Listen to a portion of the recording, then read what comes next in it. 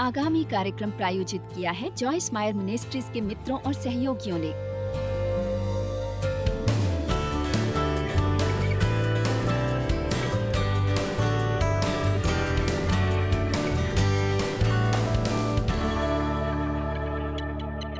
हमारे में मसीह महिमा की आशा है। वही शक्ति जिसने मसीह को मुर्दों में से जी उठाया हम में भी वास करती है और यह हमारे नश्वर शरीरों में तेजी लाएगा। ये विश्वास करने के बारे में है। ये एक यात्रा है और इस यात्रा पर कोई चल सकता है। परमेश्वर के ये कुछ थोड़े से ही प्रिय नहीं है जिन्हें वो चुनता है और उनके लिए विशेष चीजें करता है। वो हम में से हर एक के द्वारा अलग अलग काम करता है और कोई एक चीज दूसरी चीज से बढ़कर नहीं होती। आप बहुत बड़ा काम कर रहे हैं यदि आप सिर्फ वही कर रहे हो तो जो परमेश्वर ने आपसे करने के लिए कहा है। आमीन। इस प्रार्थना करना और विश्वास करने वाली चीज के बारे में कुछ थोड़ी सी बात करना चाहती थी और ये कितना महत्वपूर्ण है जब आप विश्वास करने के लिए प्रार्थना करते हैं। तो मैंने नोट्स लिखे हैं। पवित्र आत्मा द्वारा नेतृत्व के लिए प्रार्थना करें और फिर आत्मविश्वास भरा रवैया रखें कि आपका नेतृत्व पवित्र आत्मा कर सके। और मेरे कंप्यूटर की ग्रामर चेक इसे एक एरर के रूप में बार बार बार बार धकेल रहा था और मैं सोच रही थी कुछ तो मिसस्पेल नहीं है, इसमें क्या गलती है। और तब मैंने देखा कभी कभी कंप्यूटर भी हमसे ज्यादा होशियार होता है। मैंने लिखा पवित्र आत्मा द्वारा नेतृत्व के लिए प्रार्थना करें और फिर आत्मविश्वास भरा रवैया रखें कि आपका नेतृत्व पवित्र आत्मा कर सके। मैंने ये नहीं, लेकिन वो कहा किसी दिन आप हो सकते हैं, लेकिन आप भी इसे समझ नहीं रहे हैं। यदि मैं प्रार्थना में हूं तो मुझे विश्वास करने की जरूरत है कि मैं हूं। यदि मैं परमेश्वर से प्रार्थना करती हूँ जो सब कुछ कर सकते हैं कि मैं होंगी, तब मैं ये प्रार्थना नहीं कर सकती कि मैं कर सकती हूँ, मैं करती हूँ।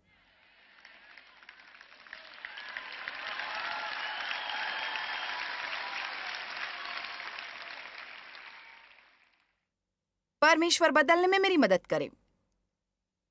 इसके बाद मुझे ये कहने की जरूरत है मैं हर रोज उसकी छवि में बदल रहा हूँ, महिमा से महिमा तक। मुझे उम्मीद नहीं है कि ऐसा किसी दिन होगा। अविश्वास आशा की हुई चीजों का सबूत है। अब विश्वास हमेशा अब है, ये कल नहीं था, कल नहीं है, या ये अब है। और आप में से कुछ अभी भी नहीं समझ रहे हैं मैं क्या कह रही हूँ। लेकिन मैं कैसे विश्वास कर सकती हूँ कि मैं यदि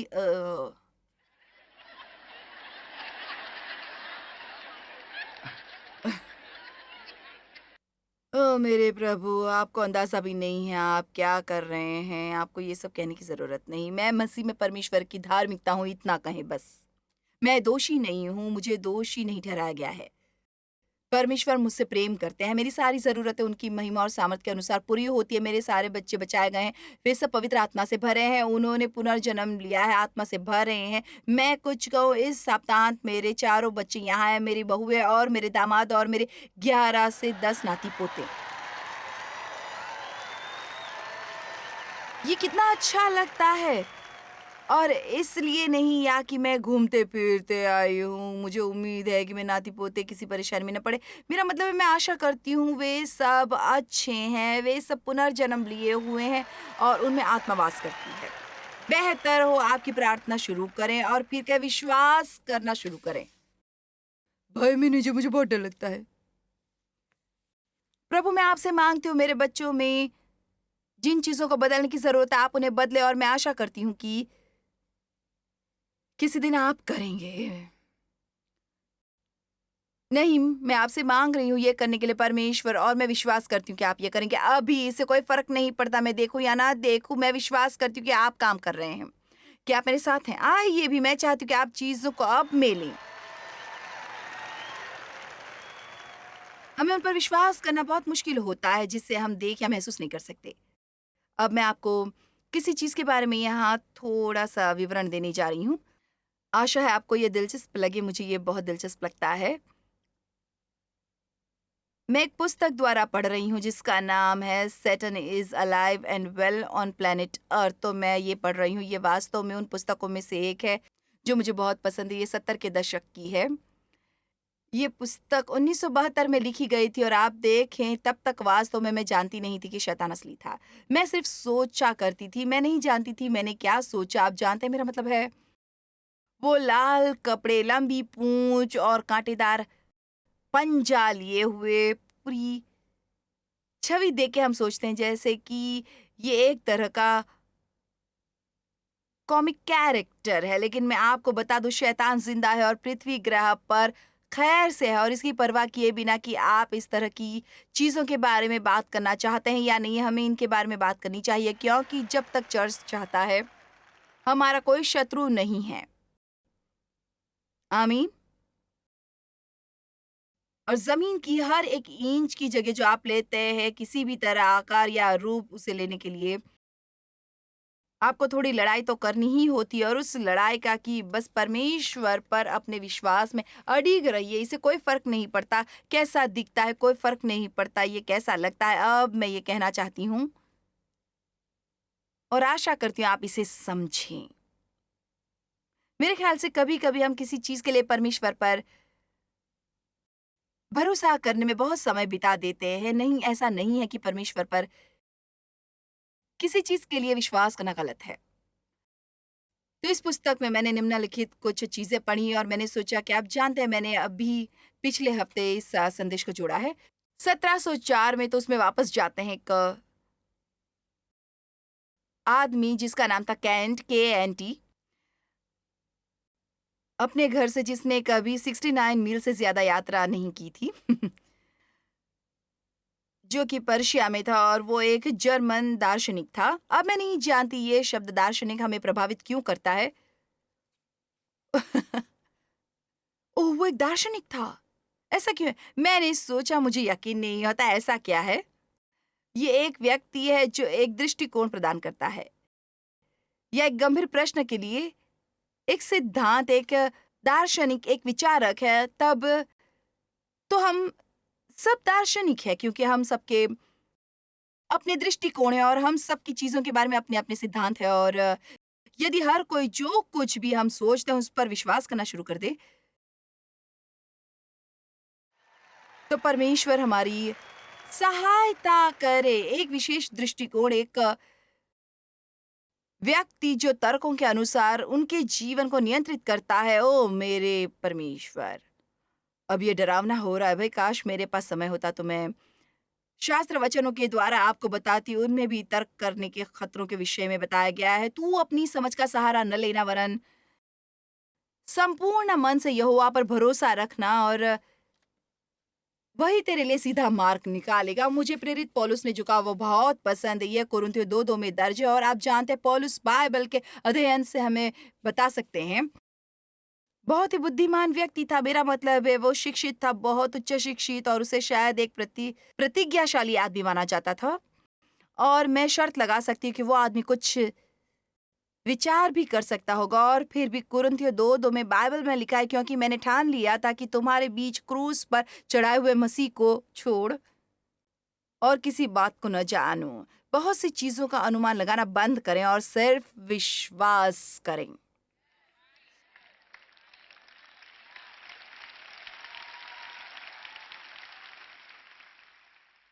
वो इतना शानदार मसीह क्यों मरा, और ये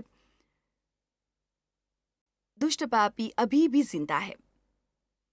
आप इसे समझने वाले नहीं हैं। और फिर भी यदि आप कुछ अनुमान लगाते हैं, आपको लगता है उसका कुछ मतलब निकलता है, आप शायद गलत हैं। इनमें से बहुत सी चीजों के उत्तर मैं नहीं जानती, लेकिन मैं परमेश्वर को जानती हूँ, और मुझे बस वही सब जानने की जरूरत है। मुझे उसका उत्तर नहीं पता, मुझे नहीं पता ये क्यों है, मुझे नहीं पता वो क्यों है, लेकिन मुझे परमेश्वर का पता है। मुझे पता है वो मुझसे प्रेम करते हैं, मुझे पता है मैं उनसे प्रेम करती हूँ, मैं जानती हूँ मैं उनके साथ अनंत काल बिताऊंगी, और मैं अपने आप को अपने जीवन के बचे हुए वर्षों में दुखी नहीं करना चाहती हूँ उन चीजों को समझने की कोशिश करने में जो बहुत अद्भुत है। मुझे नहीं पता यदि आप ये जानते हैं या नहीं, और मुझे एक अच्छी मिस्ट्री पसंद है। तो मैंने अभी फैसला किया है कि मेरे में परमेश्वर के स्वभाव में हम रहस्य रखते हैं। लेकिन मैं बस ये ऐसा है कि वाह, खैर, जस्ट विश्वास के बारे में क्या? हम अपने विश्वास का इस्तेमाल उन चीजों को पाने के लिए न करें जिसे हम चाहते हैं और अपने तरीके से पाना चाहते हैं। हम जो चाहते हैं उनके लिए विश्वास करते हैं और यदि हमें वो नहीं मिलता, तब भी विश्वास करते हैं। मैंने कहा हम उसके लिए विश्वास करते हैं जो चाहिए और उत्तम के लिए विश्वास करते हैं। जो हमारे स्टाफ पास्टर माइक शेफर्ड ने हाल ही में किसी को बताया जो कि एक बहुत ही बुरे दौर में थे। उन्होंने कहा परमेश्वर के प्रभुत्व पर विश्वास रखो और उनके वादों की तरफ बढ़ो। परमेश्वर के प्रभुत्व पर विश्वास रखो लेकिन उनके वादों तक बढ़ो। मैं हमेशा विश्वास करती रहूंगी उसके लिए जो मेरे सीमित ज्ञान में मेरे लिए सबसे अच्छी चीज है वो परमेश्वर मेरे लिए कर सकते हैं, लेकिन मैं आपको बता सकती हूँ इसमें मेरा आराम भी हमेशा शामिल है। लेकिन ये कितना शानदार है केवल परमेश्वर पर विश्वास करने के काबिल होना। आप में से कुछ को थोड़े आराम की जरूरत है। आप बहुत खामोश हैं। आप मुझे डरा रहे हैं।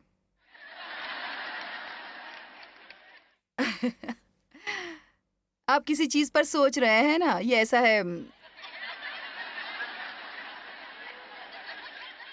मैं उस पर कैसे विश्वास करूं जो मैं देख नहीं सकती ना महसूस कर सकती हूँ, और आपका मतलब है मुझे अपना जीवन जीना है और कुछ भी ना समझने की कोशिश करनी है। और इससे सचमुच कोई फर्क नहीं पड़ता यदि मैं समझती हूँ मैं नहीं समझती, जब तक कि मुझे ये पता है कि मैं अनंत काल परमेश्वर के साथ बिताना चाहती हूँ।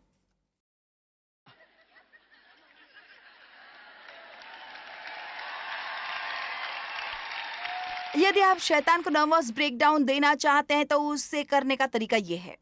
आप केवल उसे बताएं तुम अपना सर्वश्रेष्ठ शॉट ले सकते हो, मुझे परवाह नहीं तुम क्या करते हो, मैं अपनी आखिरी सांस तक परमेश्वर पर विश्वास करता रहूंगा और फिर अपना अनंत काल स्वर्ग में बिताऊंगा।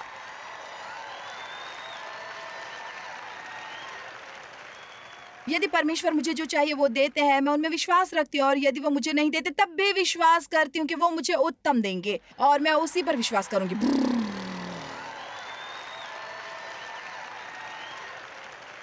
चर्च हमें बड़ा होना चाहिए। हमें इस कमजोर कायर और शिकायती मसीहियत से उबरना होगा। अपनी तलवारें बाहर निकालो। ओके, तो प्रभु मेरी मदद करें। मेरे पास 15 मिनट है 4 घंटे के संदेश को खत्म करने के लिए। तो तो ये व्यक्ति, ये केंट, जिसने हमें बताने की कोशिश की कि हम नहीं कर सकते, वो दार्शनिक था और दुनिया इससे भरी पड़ी है। और कैंट की मूल सोच ने हमें एक दृष्टिकोण प्रदान किया जो कि अभी भी सभ्य दुनिया को आज भी प्रभावित कर रही है। उसने ये प्रश्न करना शुरू किया कि क्या मनुष्य को उन चीजों को स्वीकारना चाहिए जो उसकी 5 इंद्रियों से परे है। दूसरे शब्दों में, यदि वो देख, सूंघ, छू, चख या सुन नहीं सकता, तो वो संभवतः असली नहीं होगा।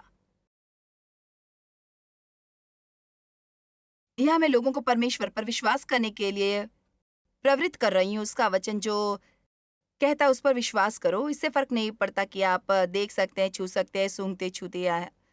और ये व्यक्ति साथ आता है और कहता, खैर यदि आप इसे अपनी 5 इंद्रियों के साथ जोड़ नहीं सकते तो ये संभव असली नहीं हो सकता। उसका मानना था कि वहाँ न कोई पूर्णता, न कारण, न प्रभाव थे, कि कोई व्यक्ति अपने अनुभवों के अलावा कुछ भी स्वीकार नहीं कर सकता, और कि सच्ची आज़ादी सिर्फ उन नैतिक कानून का पालन करने में है जो आपके अस्तित्व में है।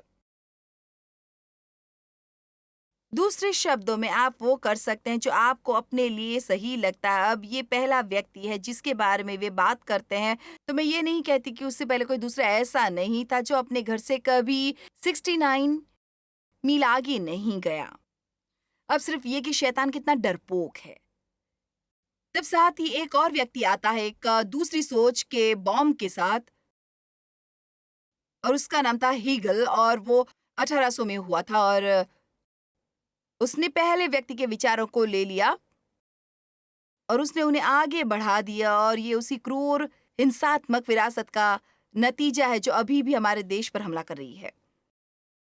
उसे जर्मनी का दार्शनिक तानाशाह कहा गया, और उसका मानना था कि एक विचार का तथ्य शोध एक दूसरे विचार या तथ्य सही तिथिस के खिलाफ काम करते हैं, एक नए तथ्य को जन्म देता है और सिंथेसिस एक नई चीज बनाने के लिए चीजों का संयोजन, क्या मैं आपको कुछ बताऊं, ये रसायनों के साथ काम करता है, लेकिन परमेश्वर के वचन के साथ नहीं। यही है जो इस तरह की सोच से पैदा हो सकता है। अब भले ही परमेश्वर का वचन, यदि मैं ये दार्शनिक होती तो मैं ये कहती है, अब भले ही परमेश्वर का वचन कहता है कि हमें व्यभिचार नहीं करना चाहिए, आज ये जायज है, क्योंकि आप देखिए हम एक नई सदी में रह रहे हैं जहां हर कोई ये कर रहा है। आपने मुझे सुना नहीं। ये इस तरह की मूर्खता है जिससे आज हम निपट रहे हैं। मुझे पता है जब मैं कहती हूँ तो मैं किसी को नाराज करने वाली हूँ, मैं करना नहीं चाहती, लेकिन मैं परमेश्वर को एक स्पष्टीकरण देने वाली हूँ। यदि मैं ज्यादा बोल्ड संदेश का प्रचार नहीं करती हूँ जो लोगों को रोके और व्यवहार करने के बारे में सोचे, हम खुद को किस हिम्मत से मसीही बुलाते हैं और फिर अपना रहन सहन दुनिया से अलग नहीं रखते हैं, और फिर कुछ दार्शनिक तरह के तर्क देते हैं और कहते हैं कि ये ठीक है। क्या आप जानते हैं आजकल कितने लोग शादी से पहले एक दूसरे के साथ रहते हैं, ये तेजी से फैल रहा है, और क्या आप जानते हैं ये इसी से शर्मिंदा नहीं है, वो परवाह नहीं करते कि वो क्या कर रहे हैं, और इसलिए इस तरह की सोच थोड़ी थोड़ी थोड़ी थोड़ी थोड़ी थोड़ी करके स्वीकारी जा रही है। अभी तक चर्च में भी वास्तव में कोई नहीं जानता कि इसके साथ एक बहुत बड़ी समस्या हो सकती है।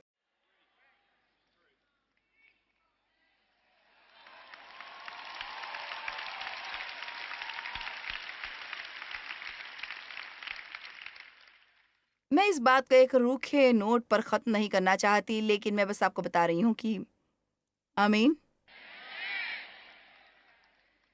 ये 21वीं शताब्दी है, मैं परवाह नहीं करती। मैं परवाह नहीं करती यदि ये 50वीं शताब्दी भी हो, परमेश्वर बदलते नहीं है, उनका वचन बदलता नहीं है,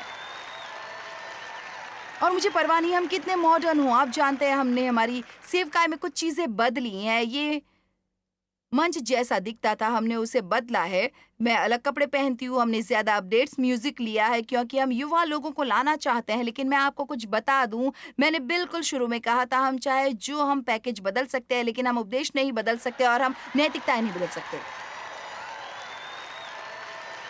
मैं आपके लिए सुसमाचार लाती हूँ, उसका पैकेज बदल दूँगी ताकि हर कोई इसे प्राप्त कर सके। लेकिन मैं परमेश्वर से प्रार्थना करती हूँ कि मैं कभी अपनी नैतिकताओं से समझौता न करूँ, केवल इसलिए कि दुनिया इसी तरह चल रही है।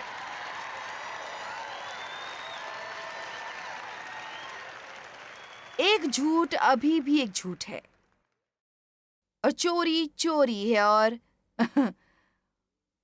अनैतिकता अभी भी अनैतिकता है।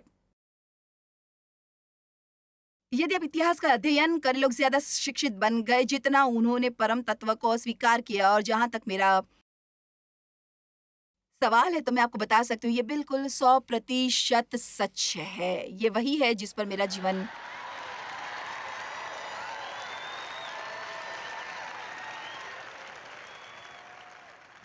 जीवन आधारित है। हमें फैसला करना है कि हम किस लिए जी रहे हैं, और मैंने फैसला कर लिया है, भले ही मैं 100 साल जीऊं। मैं कहा करती थी मैं 93 की होने तक जीने वाली हूँ, मुझे नहीं पता मैं कैसे कहती थी। और तब मैंने फैसला किया, नहीं, मैं शैतान को पागल बनाने के लिए 100 की होंगी, लेकिन भले ही मैं 100 तक रहूं, ये अनंत काल की तुलना में कुछ भी नहीं है। अनंत काल की तुलना में कुछ भी नहीं है, मतलब कुछ भी नहीं। मेरे पास समय ही नहीं होगा ये सब पढ़ने के लिए, लेकिन ये बहुत ही दिलचस्प है। और फिर एक व्यक्ति आया जिसका नाम था किरकेगार्ड, और उसने और बेवकूफ़ी भरी चीज़ों का पुलिंदा लिखा और इसमें जोड़ दिया। और फिर वहाँ था मार्क्स, और फिर वहाँ था तो डार्विन की बात करते हैं 19वीं सदी तक आ गए, और उसने पेश किया जो ये अद्भुत है। ये आज भी हर किसी के द्वारा विकास का सिद्धांत बुलाया जाता है। ये वही है जिसे कुछ तथाकथित बुद्धिमान व्यक्ति ने सोचा था, और उसने कहा सभी जीवन के रूप जिसमें आदमी भी शामिल है आए हैं निचले जीवन रूपों से, जो उठकर उच्च रूप में आए, तो इसका मतलब हो सकता है मैं एक पौधा थी। मुझे नहीं पता। हो सकता है मैंने कैक्टस से शुरू किया और फिर एक अच्छा फूल देने वाला पौधा बन गई हूँ। और फिर हो सकता है किसी दिन एक पेड़ बन जाऊं और फिर एक फल देने वाला पेड़ बनूं और फिर मैं कीड़ा बनूं और फिर एक बड़ा कीड़ा बनूं और भाई मैं एक एप बनने के लिए अब मैं यहाँ हूँ, एक इंसान। मेरा मतलब है सचमुच सचमुच सचमुच सचमुच हम क्या इतने मूर्ख हैं?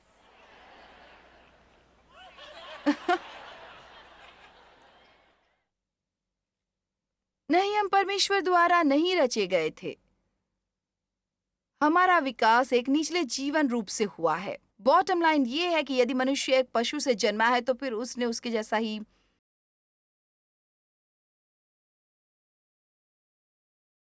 व्यवहार करना चाहिए। यदि मेरे पास कोई विशेष उद्देश्य है तो जीवन का वास्तव में मेरे लिए कोई मतलब नहीं है।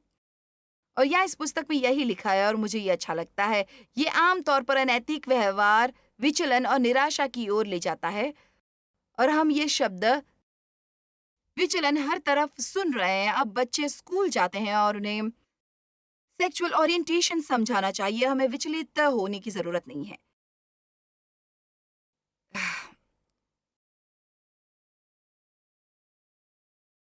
यदि हमें पता है कि हम मसीह में कौन हैं, आमीन, मुझे भ्रमित होने की जरूरत नहीं। यदि मुझे पता है कि मैं मसीह में कौन हूँ और ये सब झूठ जो इतने सालों तक शैतान ने अपराध किए और इन्हें करने में लंबा समय लिया, ये आज हमारी दुनिया के साथ भी गलत है। यही हमारे समाज के साथ गलत है। इसलिए लोग लोगों को मार रहे हैं और आदमी औरतों से बलात्कार कर रहे हैं। यही सब चीजें जो हो रही हैं।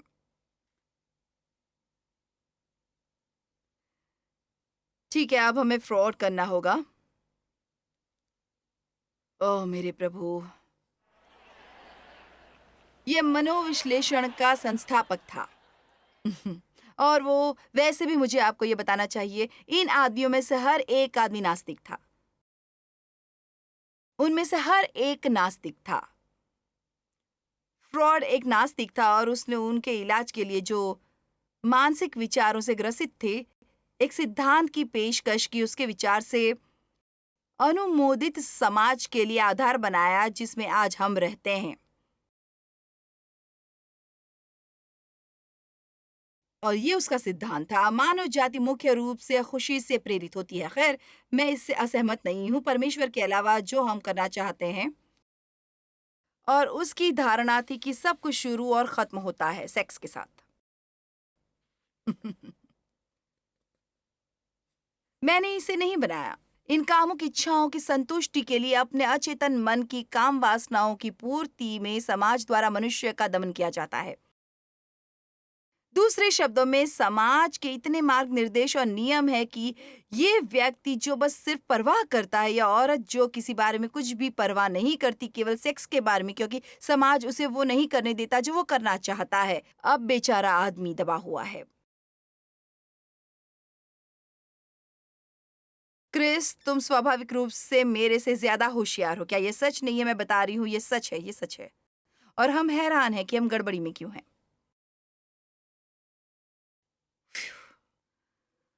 आपको ये कहना है कि टेलीविजन देखना है, ये समझने के लिए ये सब चीजें कितनी विचित्र हो गई हैं। आपके लिए टीवी प्रोग्राम 2 मिनट का नहीं हो सकता।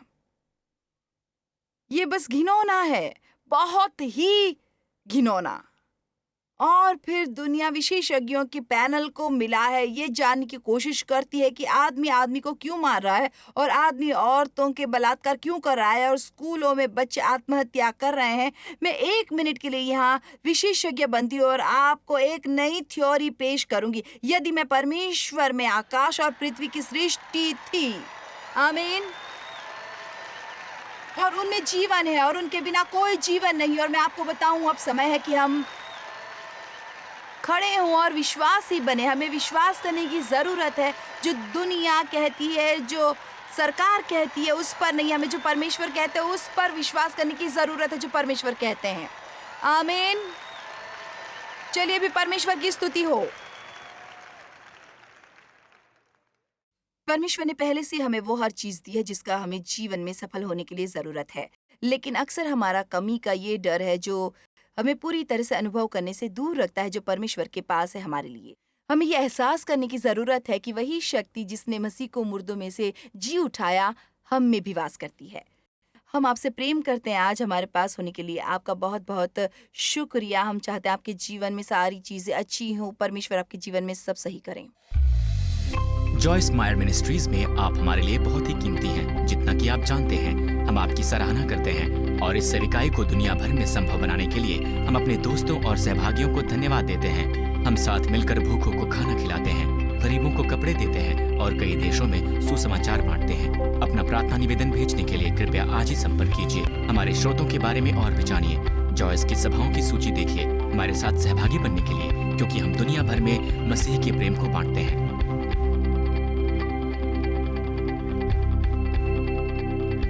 इसका खर्च उठाया है जॉयस मायर मिनिस्ट्रीज के मित्रों और सहयोगियों ने।